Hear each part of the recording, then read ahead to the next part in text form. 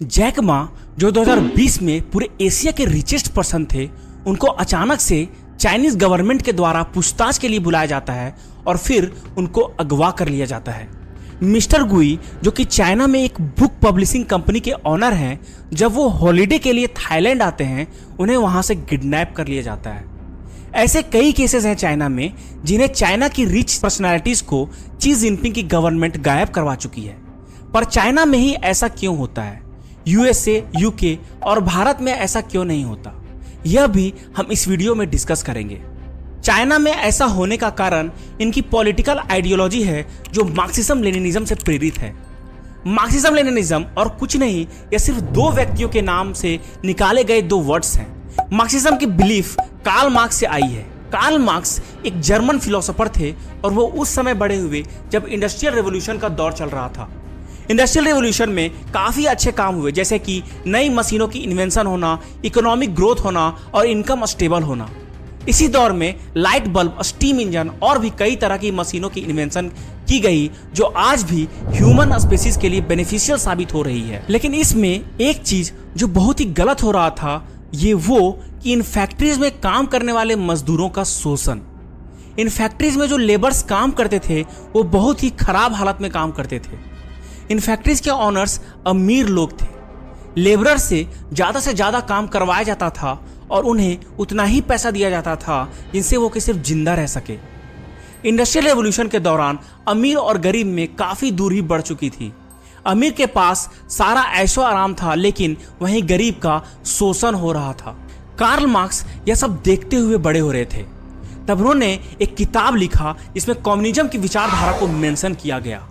इस विचारधारा के अनुसार उन्होंने एक ऐसी सोसाइटी का सपना देखा जिसमें कोई अमीर या गरीब या ऊंच या नीच नहीं होगा। इंडस्ट्रीज और जमीनों पर सबको बराबर का हक होगा। ना कोई किसी का मालिक होगा और ना ही किसी तरह का भेदभाव होगा। दुनिया भर में इस कम्युनिज्म विचारधारा को मानने वाले करोड़ों लोग हुए और पूरे विश्व में कार्ल मार्क्स की इस विचार की प्रशंसा की गई। लेकिन कार्ल मार्क्स खुद ही कम्युनिज्म की इस विचारधारा को समाज पर इंप्लीमेंट नहीं कर पाए। पर सोवियत यूनियन का एक लीडर व्लादिमीर लेनिन पर कम्युनिज्म का काफी असर हुआ। लेनिन और उसके समर्थक कम्युनिज्म की विचारधारा लेकर अपने राजा जार को रसिया से 1917 में विस्थापित किया। लेकिन सत्ता हासिल करने के तुरंत बाद जितने भी जमीनें और फैक्ट्रीज थी, उन सबको नेशनलाइज करवा दिया गया। नेशनलाइज करवाने का मतलब यह होता है कि जितने भी एसेट्स थे वो सबको गवर्नमेंट अपने कंट्रोल में ले लेती है। जो लोग प्रॉपर्टीज को प्राइवेटली होल्ड किए हुए थे, उनको यह आदेश दिया गया कि वह जल्द से जल्द उन पर अधिकार करना छोड़ दे। कुछ लोगों ने जब इसका विरोध किया, तब लेनिन ने उन सबको मरवा दिया। यह सबसे नाराज दूसरी पार्टी लेनिन का विरोध करने लगे। लेकिन यहां लेनिन का एक डिक्टेटर चेहरा देखने को मिला।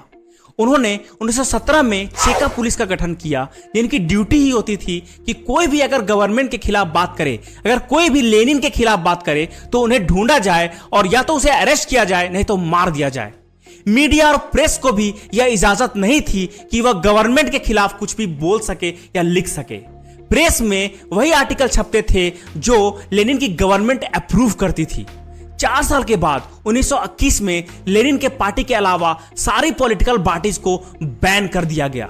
व्लादिमीर लेनिन की इसी आइडियोलॉजी को लेनिनिज्म का नाम दिया जाता है। इसे देखकर चाइना में भी कम्युनिज्म का बिलीफ तेजी से बढ़ता जा रहा था। उसमें से एक थे माओ जेडोंग, जो कि चाइना के कम्युनिस्ट पार्टी के लीडर थे। 1949 में उन्होंने सिविल वॉर में नेशनलिस्ट पार्टी को हराकर वहां के प्रेसिडेंट बन गए। और फिर क्या था? वैसा ही होने वाला था जैसा लेनिन ने सोवियत यूनियन में किया था। जो लोग माओ के अगेंस्ट बोलते या लिखते थे, उन्हें मार दिया जाता था। एक बार वैंग सेवई नाम का एक पत्रकार उनके विरोध में लिखना चालू किया। उनके पॉलिसीज की खामियां लोगों को बतानी स्टार्ट करी। फिर माओ ने उन्हें भी मरवा दिया। लोग उनका विरोध तो करते थे पर कुछ बोल नहीं पाते थे।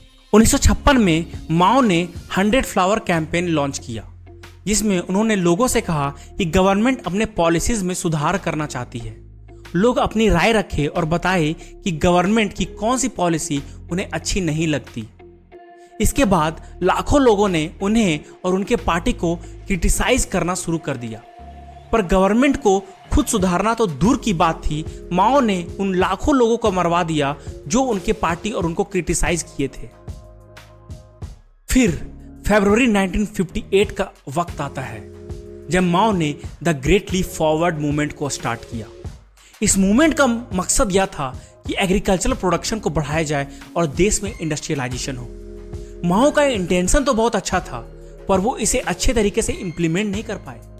माओ ने आदेश दिया कि हर किसी को स्टील का प्रोडक्शन करना है। लोग अपने ही बैकयार्ड में छोटे छोटे फर्नेस स्टार्ट कर दिए जिसमें वे स्टील बनाते, पर उनमें बहुत ही लो क्वालिटी का स्टील बनता क्योंकि लोगों के पास एक प्रॉपर ट्रेनिंग नहीं थी। इसलिए वहां पर स्टील का बिजनेस फेल हो गया और इकोनॉमी डिस्टर्ब हो गई। माओ ने सोवियत यूनियन से भी एक डील किया था। सोवियत यूनियन उन्हें हथियार देने का वादा किया, बदले में चाइनीज गवर्नमेंट के लीडर माओ ने अनाज देने का निर्णय लिया था। इसलिए चाइना के सभी खेतों को चाइना ने अपने अंडर ले लिया और किसान जो भी अनाज उगाते थोड़ा सा किसान को देकर मैक्सिमम अनाज सोवियत यूनियन को एक्सपोर्ट कर देते थे। इस तरह लोग भूख से मरने लगे, उनके पास खाने को अनाज तक नहीं था। लेकिन हालत अभी और भी बदतर होने वाली थी। किसी ने बताया कि गौरैये एक साल में 3 किलो अनाज खा जाती है। अगर देश भर में सभी गौरैये को मार दिया जाए तो बहुत सारा अनाज बच जाएगा। गवर्नमेंट ने लोगों को प्रोत्साहित किया और इसके अंतर्गत लाखों गौरैये मार दिए गए। लेकिन फिर फूड चेन डिस्टर्ब हो गया और जो कीड़े गौरैये खाते थे उनकी जनसंख्या बढ़ने लगी। वह कीड़े और भी तेजी से फसल को बर्बाद करने लगे। लोगों के पास से खाना खत्म हो गया और इस इंसिडेंट में लगभग 4 करोड़ लोगों की मौत हो जाती है।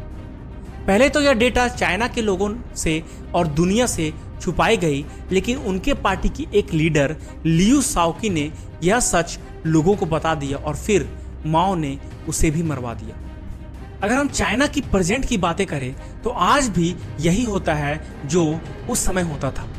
जैसे वहां के जर्नलिस्ट को सरकार कंट्रोल करती है, सरकार के विरोध करने वालों को दबाया जाता है और वहां के इंफ्रास्ट्रक्चर पे भी सरकार का ही कंट्रोल है। अब हम जैक मा को एज ए केस स्टडी लेकर बात करते हैं। जैक मा अलीबाबा कंपनी के फाउंडर हैं। अलीबाबा एक ई कॉमर्स कंपनी है जिसका वैल्यूएशन अमेजोन से भी ज़्यादा है। जैक मा के कई पावरफुल पॉलिटिकल कनेक्शंस भी हैं। सोसाइटी में उनकी वैल्यू आप इस बात से पता लगा सकते हो कि वो 2 लाख से भी ज़्यादा लोगों को एम्प्लॉयमेंट प्रोवाइड करवाते हैं। लेकिन यह सब होते हुए भी चाइना ने उनकी छवि खराब करने की कोशिश की, वो सिर्फ इसलिए क्योंकि उन्होंने चाइनीज गवर्नमेंट की पॉलिसीज की आलोचना की।